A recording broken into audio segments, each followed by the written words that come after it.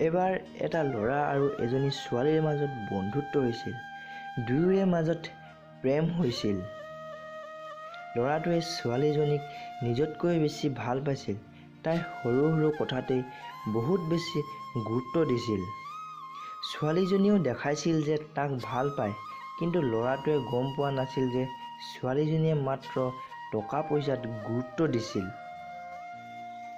ল'ৰাটোৱে ঘৰৰ পৰা টকা চুৰ কৰিব ধৰিলে। ছোৱালীজনীক খুৱাইছিল, ফুৰাইছিল।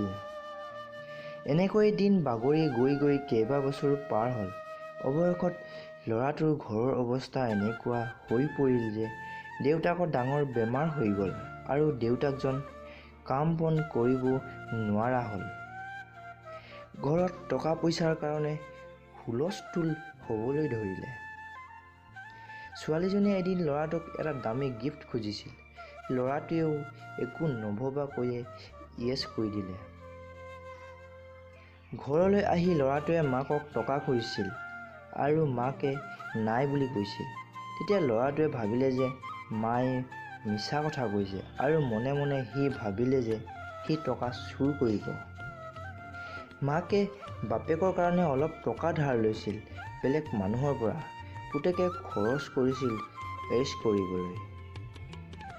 তাৰ জানৰ কাৰণে এটা দামী গিফ্ট কিনিছিল, কিন্তু আহি থাকোঁতে সেই গিফ্ট ক'ৰবাত হেৰাই থাকিল। এফালে বাপেকৰ অৱস্থা বেয়া হৈ আহিছিল, আনফালে মাকক চিন্তাই হেঁচা মাৰি ধৰিছিল। যেতিয়া ছোৱালীজনীয়ে ল'ৰাটোক দেখিলে যে ল'ৰাটোৱে তলমূৰ কৰি আহি আছে, ছোৱালীজনীয়ে গম পাইছিল যে সি গিফ্ট নোলোৱাকৈয়ে আহিছে।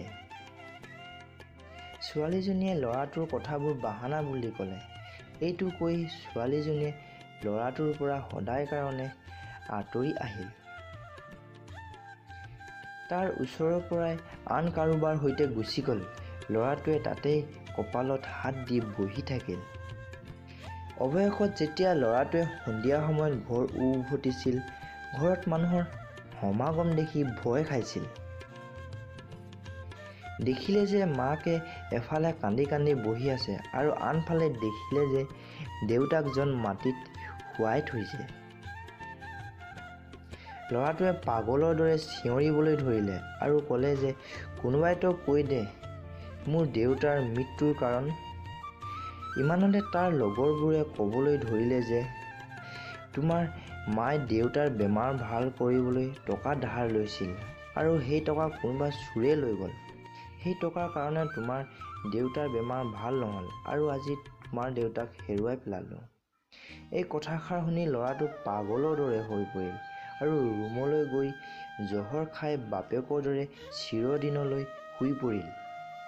শুনা বন্ধুসকল, এই কাহিনীটোৱে এইটো বুজাইছে যে প্ৰেম যে কিমান অন্ধ এইটো শিকাইছে। প্ৰেম তাৰ লগত কৰিবা যি তোমাক বুজি পায়। মাক বাপেকক এৰি প্ৰেমত অন্ধ নহ'বা।